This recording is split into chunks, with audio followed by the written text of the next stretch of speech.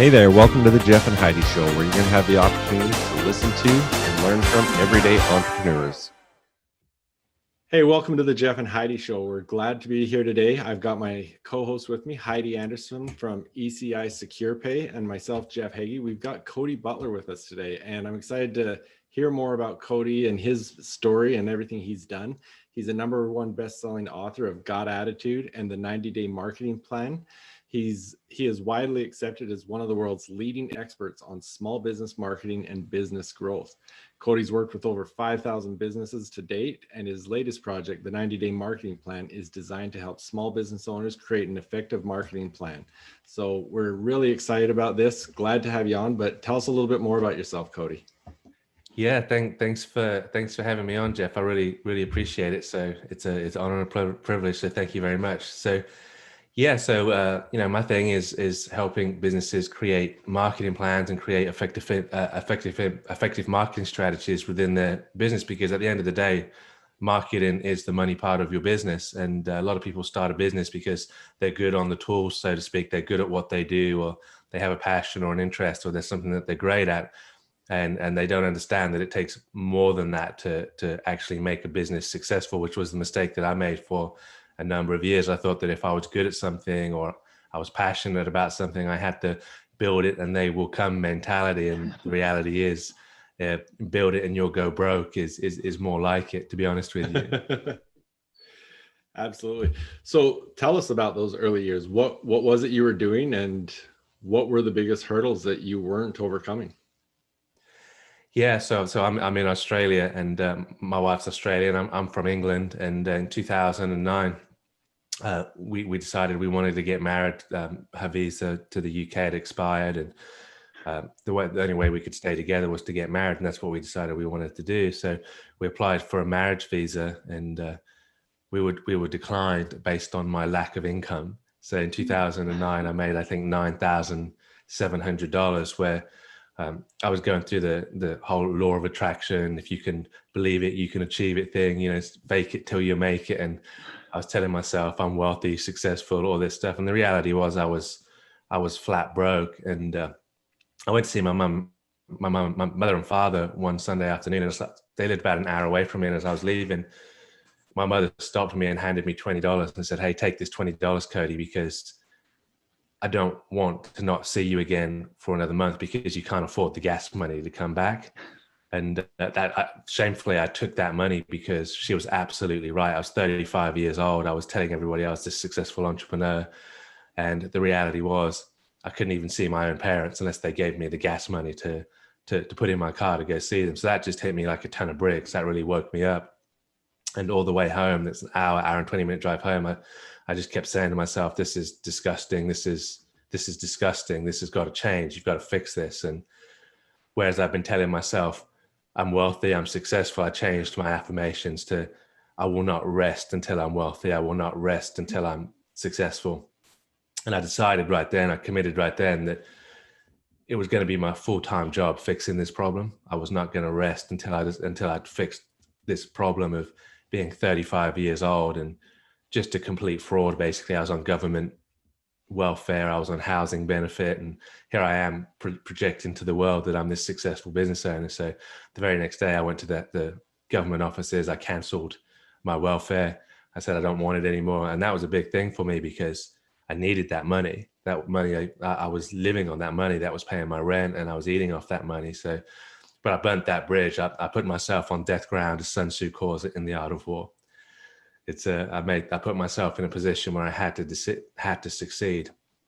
So what happened next was I started looking. I googled top 10 best paying jobs of 2010, and marketing was on the list. And then I looked at most in-demand jobs of 2010, and marketing was on the list as well. So I started looking for marketing jobs, and I ended up getting a job at a local marketing agency. I got on Craigslist and Gumtree and stuff like that, and managed to get a job at a local marketing agency, where I was able to actually, I had the privilege of looking at and working with over 100 different businesses, and I could start to see those patterns emerge within those businesses, the ones that were successful, the ones that were not successful, and could start to see those patterns emerging. So I started to learn what was going on. At the same time, I was working with friends' businesses helping them market their businesses, and was able to help a number of friends do really well. Had one friend start up and got that business to $250,000 in 6 months, and had another friend was able to get their business to $1 million very, very quickly. It was really starting to develop the skills. And while I was at the agency, I could see how much they were charging to their clients and really not doing a very good job. So I decided to go out on my own and start my own marketing agency. And just to show you how quickly things can turn around, I was in 2009 when I was turned down for the visa, I made $9,700. In 2010, 11, I think it was $187,000. Wow. So I was able to really turn it around. Maybe those affirmations finally kicked in. Yeah.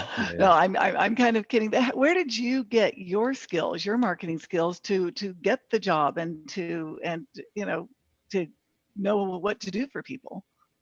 So as I mentioned, I just Googled best paying jobs, and the marketing jobs were on the list. So the next didn't have any, like, you didn't go get an education in it or study it. I just jumped right into it, huh? I went to Barnes and Nobles and bought SEO for Dummies the night before the interview. But just SEO, not, I mean, because marketing obviously is so much more than that, right? Do you write copy? Yeah. I mean, do you do the whole everything? Yeah, so that was just the the entry point into it. So yeah, obviously, like the job was specifically for SEO, so I bought SEO for Dummies. But yeah, now I mean, the most important skill I would say you could develop as a business owner or a marketer is copywriting, for sure. I mean, marketing is the communication, right? Like I would define marketing as presenting your product or service in a way that creates desire and interest. Mm-hmm. So learning how to run a Facebook ad creates no desire or interest. That creates a big bill on your credit card. The actual copy around the ad is what creates the desire and interest. So if you can communicate in a way that creates the desire and interest for your product, then everything becomes very easy at that point. So was that like an innate, I'm sorry, was that an innate skill you had to write copy, or was that something else that you studied while you were doing the SEO? Like, because that, to me, that's a huge skill, is being able to write, and it's not one that I have. So I'm always interested to see, like, where did you learn that part of it? Yeah, so the great thing is that every master was once a disaster. And a lot of times, like people who are really good at something are really good at it because they were really bad at it, and that necessity. So if I'd have been very average copywriter, then my averageness probably would have never pushed me to being good, because I would have just got through. I would have been okay. So now I've written multiple $1 million sales letters now, multiple $1 million controls. But the way that came about was I could see that my copywriting skills were subpar. They were not good enough to get me to where I wanted to be. So I have a bookshelf up here. If you look in my bookshelf, probably the majority of books in there are going to be copywriting books. So one of the first things that I did was, I don't think I have it here in front of me, but I bought a book of I think it was called 100 of the most successful direct mail letters ever, something like that. And I'd literally handwrite them out every day. So I'm a musician as well. I taught music for a long time. And it's like the way students, the way children or anybody learns music really is they copy. They have a song that they like and they copy it note for note. They learn it exactly as the original artist created it, or as close to that as they possibly can. And then after they do that enough times, their own sort of style starts to form and develop out of that. So learning copywriting is the same principle applies. If you want to get great at writing copy, get a book with proven controls in it, and literally just handwrite them out. And that's a great place to start. Your skill will start to develop out of that, and your own style will start to develop out of doing that. That reminds me of an experience I had a number of years ago I have a manufacturing company, sell artificial stone, and I got the No BS Sales Success from Dan Kennedy, and I almost literally copied word for word one of his sales letters and just made it applicable to me and sent it out to these potential dealers we were going to be working with. And that was an aha moment. Like, yeah, these things work. And when he teaches swipe and deploy anyway, right? That's what he says, like swipe and deploy, right? Yeah, absolutely. And maybe, I mean, I'm confident most listening would understand the verbiage, but explain what copywriting is. Yeah, so copywriting is basically writing ads, writing communications that communicate the value and the benefits and creates desire of your product. So writing an email could be copywriting. So for example, if someone says, hey, can you send me an email highlighting what we talked about? Well, that's copywriting.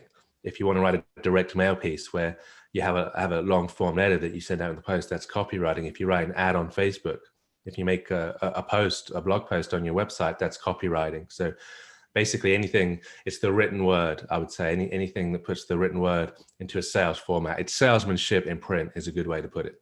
Perfect. Okay. And I want to get more into that. But you've already mentioned you've had some very successful sales letters and stuff. And the majority of the people that will hear this are going to be listening to it and not watching it, but it is on YouTube as well. And so they can't see what's over your right shoulder there. Tell me that right there tells me you're good at copy. So share with us the story behind that. Yeah, so that's two ClickFunnels, two Comma Club Award is what that is. So that's for $1 million. It's basically for $1 million control, $1 million sales letter is what that's gonna be for essentially. So that in particular is for more clients, more results. Where I've been helping other marketing agencies get results for their clients and get clients for themselves. So I've actually worked with, I think, about 1,300 marketing agencies to date. And to be honest with you, it would be, after working with literally 1,000+ agencies, I can tell you that the marketing agencies that actually know what they're doing are few and far between. That's why I was able to make multiple $1 million working with marketing agencies. So you have to learn these skills for yourself is what I'm getting at here. I'm not talking bad about marketing agencies. Nobody's going to care about your business like you do. Nobody's going to implement like you will. Nobody will care about your customers like you do. Even if the marketing agency you hire to do it is competent. Even if they're competent, they're not going to care about your business like you do. And even if you get a great marketing agency, which, don't get me wrong, there's definitely great marketing agencies out there, you want to have these skills to where you can be involved in the process. You don't want to, marketing is the most important part of your business. No marketing equals no money. Great marketing equals great money. No marketing equals no business. Great marketing equals a great business. So this is really the number one skill that you can develop is marketing. And, I always tell people, you're not in the business of whatever it is. You're not in the business of being a chiropractor. Being a chiropractor, fixing backs is your product. You're in the business of marketing, and your product is being a chiropractor. You're in the business of marketing, and cars are your product. You're in the business of marketing, and selling coffee at a coffee shop is your product. You have to understand that you're in the business of marketing. And if you don't get that, you're not going to do very well at this game of business. Instead of being something that can create, abundance, freedom, everything that we want, that we think it's going to create, it actually becomes shackles and chains around your leg. And it's stress and anxiety. It's not freedom and abundance. Right. So you've also written a couple of best-selling books. What was the first one, and when did you write it? Yeah, the first one was called Got Attitude, and that came out in 2017. And that really is it's a mindset book. It's about that. There are two aspects to anything really. There's the inner game that goes on inside the mind of the person, and then there's the physical application of the strategies that need to be applied. So you can hand the exact same strategy, the exact same tools, the exact same resources to two very similar looking people, or seemingly similar people, and one will go and make millions of dollars, and the other one will write a letter of complaint. That's all they'll do with it. So what is it that if you give the same tools to the very similar people, one will go make a lot of money and the other one will do nothing with it? Well, it's the inner game. It's the person that's directing the strategy. So if you want to carry more water in your bucket and your bucket's full, you only have one option, and that's to get a bigger bucket. And as business owners, or really as parents, as husband, wife, spouse, father, mother, brother, whatever it is, we can our external environment can only grow as big as us. If you want to grow your business bigger, you first have to grow bigger as a business owner. You have to get a bigger bucket, and that's what that book is about. It's about improving yourself to where you have the capacity to own a bigger business, or grow, bigger influence within the world, basically. So that's got attitude. And then the 90-day marketing plan is actually the nuts and bolts. Here's the actual physical steps that you take to grow a business. That's a great combination. Well, it's essential. Both of those books. It's like Jeff asked about the 2 Comma Club award, and the reason I got that was the first thing that I asked myself when approaching that was, why do people not get results? Because the information is in abundance. The information that you need to do this is in abundance, and it's not expensive either. You can go to Amazon and get a $20 book, and the information that you need to succeed is going to be in that book. But why do people not succeed? And really, it's like, well, it's because first they have to address themselves as the business owner. And that was really the main thing that I focused on there. It's like, hey, the strategies are really easy. It's I can give you a sales letter that you copy and paste. I can give you some emails that you copy and paste. I can give you some ad copy that you copy and paste, and it's going to work. But unless you get better as a business owner, unless you get bigger. So 90% of the focus was improving the business owner. Right. I want to ask more on copy. Yeah. So when you're looking at our attention spans today, we're scrolling at 100 miles an hour. What's the key to stop someone? It's the headline for sure. Yeah, the 90% of the results are going to come from your headline. Headline being the first thing that catches your attention. So you need to convey. Really, there's a number of things that you need to convey. It's like, who is this for? What is the major benefit that you're going to get if you read this video, read this letter, watch this video, listen to this podcast? What am I going to get out of it? You need to set the offer up. So it's like, what am I going to offer at the end of it? So it's like, hey, here's what I've got. Here's what it'll do for you. And if you're interested, here's how you get it. Read this letter. So that's the first thing, is get your headline sorted out. And a good example of that, a great template is how to get X without X, how to get what you really want without what you really don't want. So an example could be how to lose 20 pounds without feeling hungry.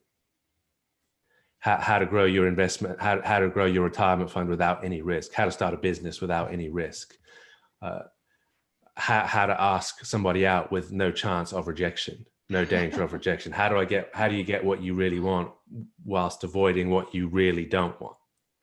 Because at the end of the day, there's only 2 drivers that drive us as human beings, and that's pursuing pleasure or avoiding pain. We're going to take action to pursue pleasure, or we're going to take action to avoid pain. There's nothing else that motivates us to take action and move forward. It's only those 2 things.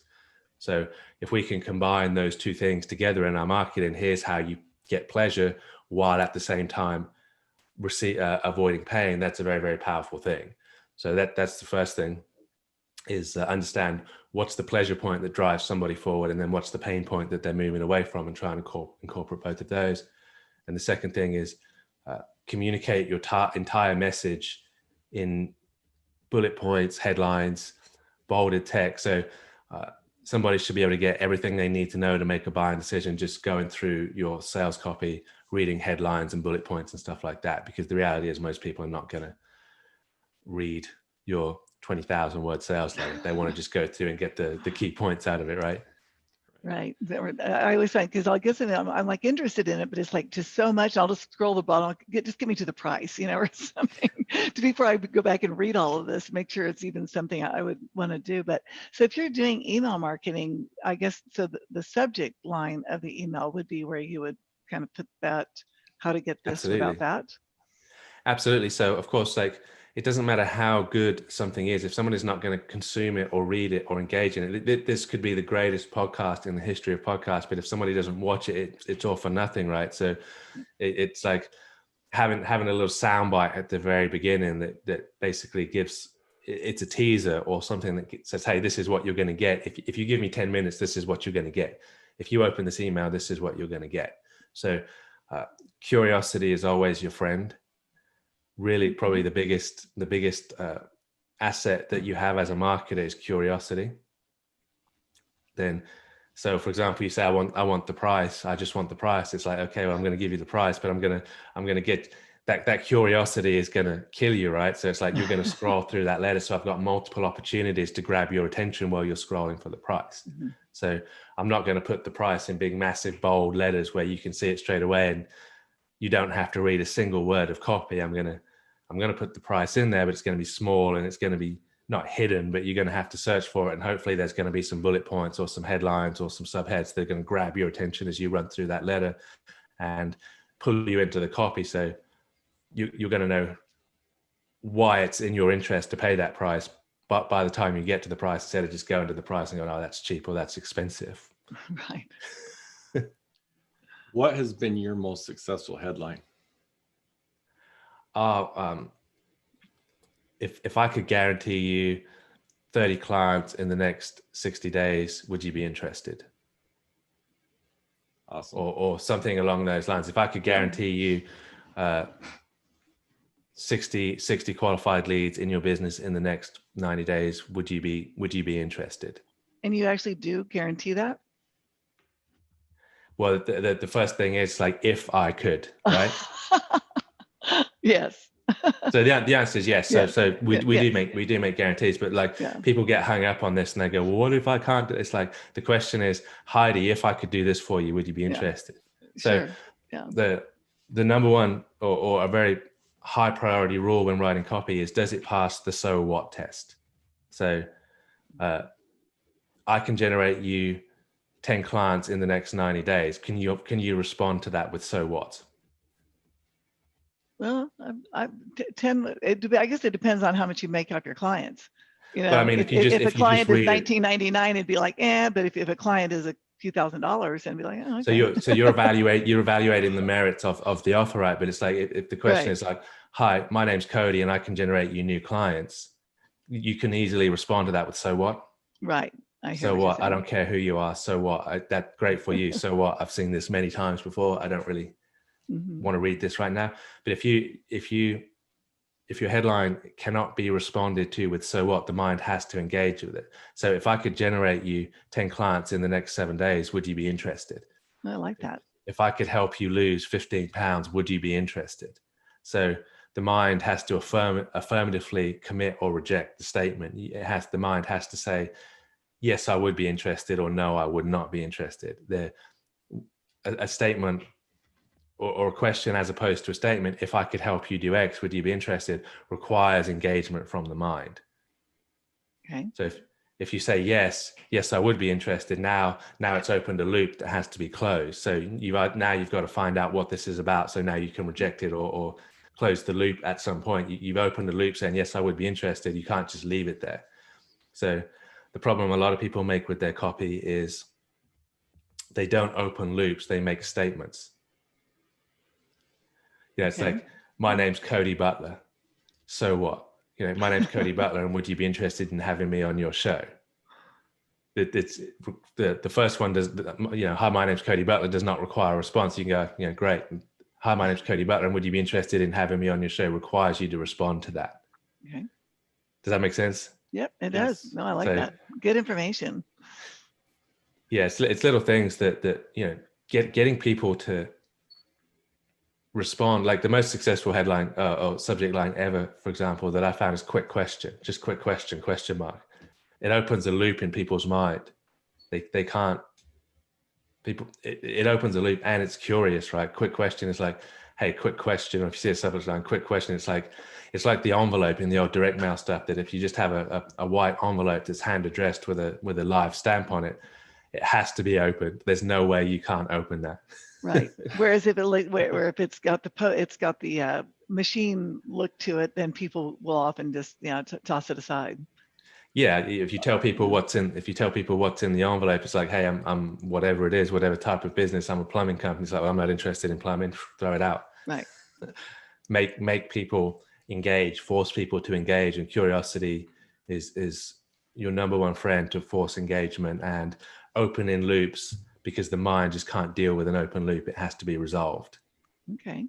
That's the second thing that really is going to get people engaged in your copy. I think an important thing to understand here too is this is a concept across any sort of business. Doesn't matter if you're brick and mortar, doesn't matter if you're an author, whatever it is, it's the same concept. It's human nature. You know, how do you get that attention? How do you hook them and get them to continue reading or listening? Absolutely. You bring up a great point there. And that's probably the number one objection that I hear when I'm talking to people is like, that wouldn't work in my industry. It's like, well, or would that work in my industry? It's like, well, are your customers human beings? Because if they're human beings, they're pursuing pleasure and they're avoiding pain. And it's just a case of, one of my mentors told me early on, it's like, this applies to every industry. This applies to your business. If you can't see how this works for business, you need to dig a little bit deeper because you're missing some stuff. Because at the end of the day, human nature is human nature. It's been the same from Julius Caesar, and it will remain the same to the Jetsons.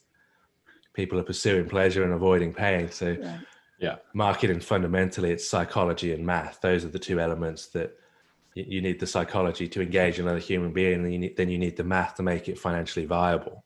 Those are the two things that you need for great marketing.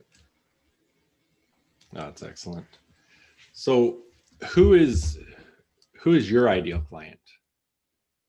Who's my ideal client? So I really like working with businesses that, they're a $10 million company sales wise, but they're $1 million company organization and structure wise. Yeah. So they've got a lot of success, but they've kind of left their systems, their processes, everything behind, their marketing.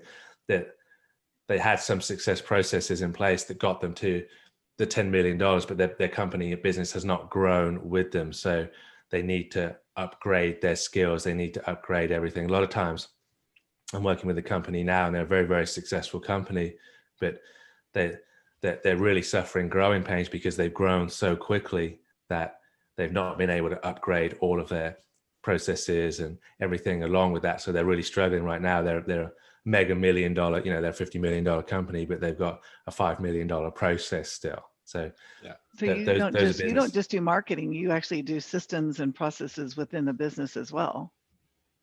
Yeah, because it's all related, right? It's like the marketing is the tip of the spear, but then it's like, well, if you generate leads for your business and your customer service is terrible, it's a waste of money. Right. If you generate leads, that's working, your customer service is working, but then your product delivery or your service delivery is broken. It all plays together. So it's like, great marketing is great customer service. Great marketing is great product delivery. It's great service of the product as well. So marketing is not just necessarily actually getting out. Front thing. Yeah. Yeah. Because at the end of the day, that's going to be your most expensive client to generate or your most expensive customer to generate. They're going to be the hardest ones to please. They're going to be the most skeptical. They're going to be the ones least likely to refer. Getting a new client is very, very difficult and very, very expensive, or a new customer is very difficult and very expensive.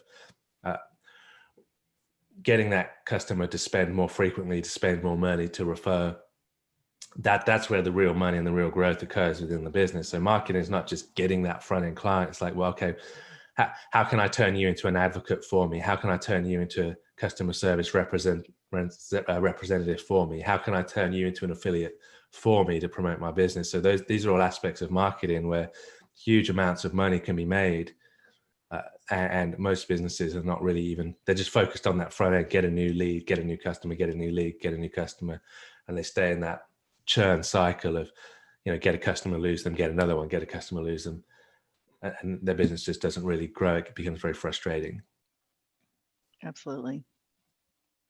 I got a self-interest question for you now. Sure. Because of something you just said. What's the best way to develop the affiliate relationships and find affiliates?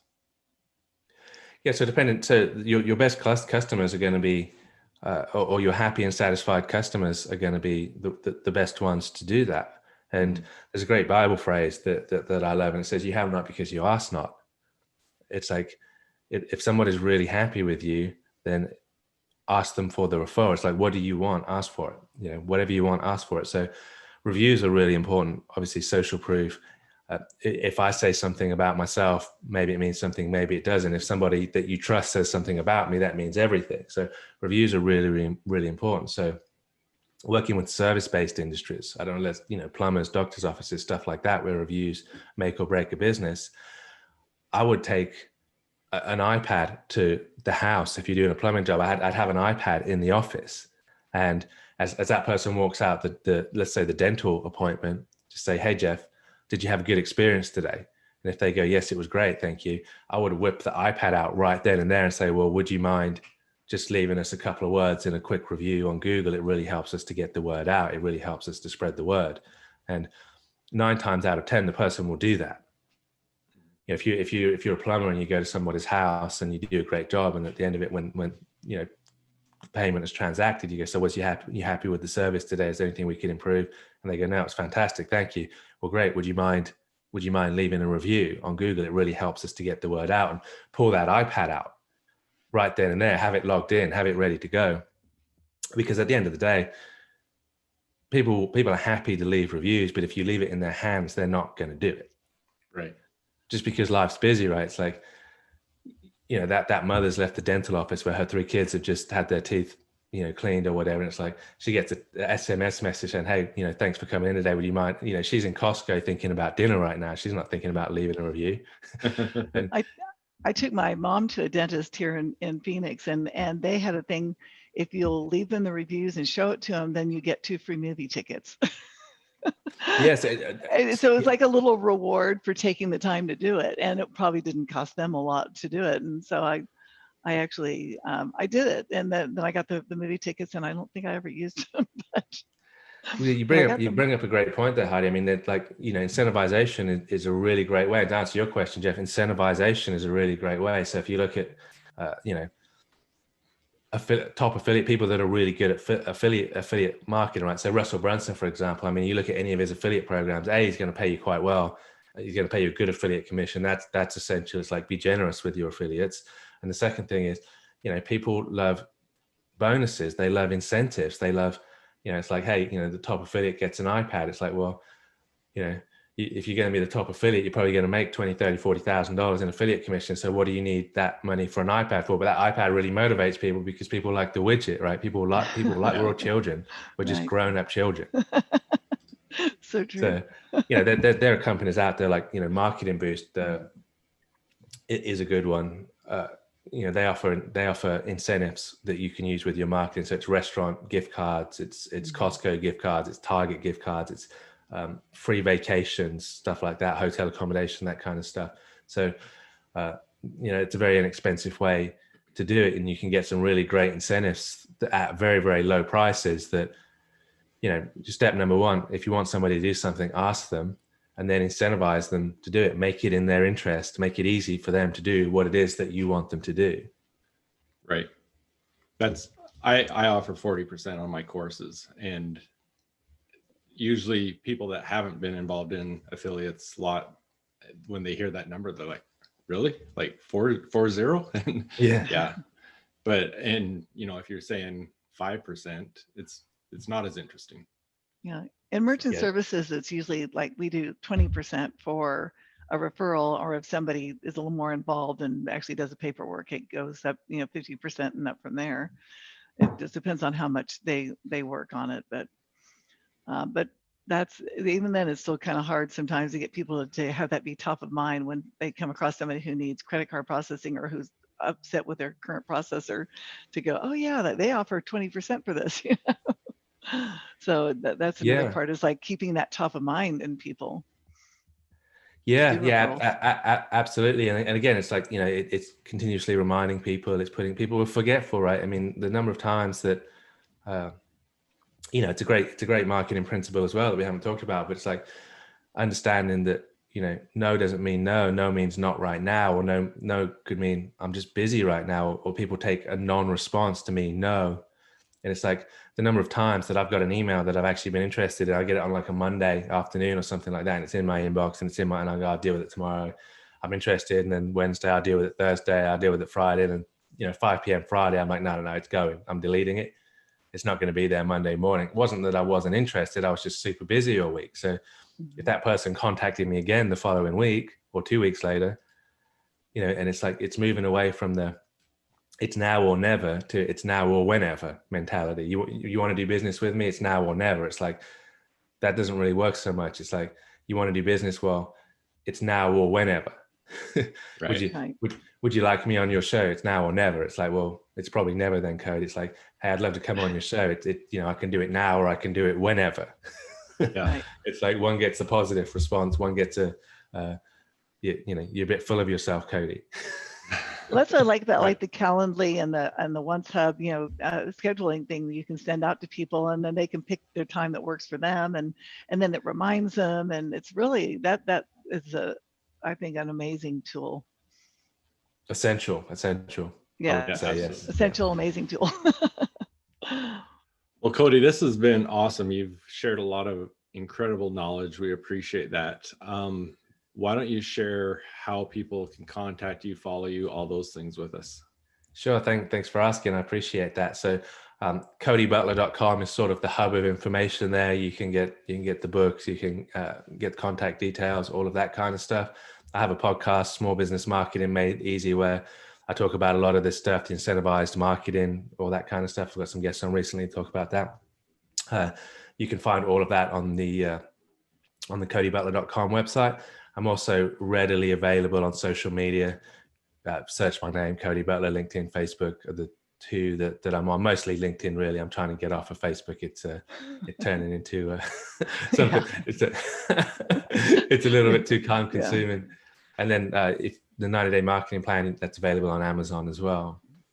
Well, thank you so much for sharing your story, especially like the struggle that you were going through and how you came out of that. I think that's huge for our listeners who are thinking about becoming an entrepreneur, like leaving their job, or the fact that you threw away your safety net and just jumped in, head first and made a success of it. And I think that's a great, inspiring story for people. Thank you. I appreciate that. Thank you. All right. Well, thanks again. Appreciate it. I'll make sure to get all these things in our show notes as well. But thank you for being with us. Thank you so much.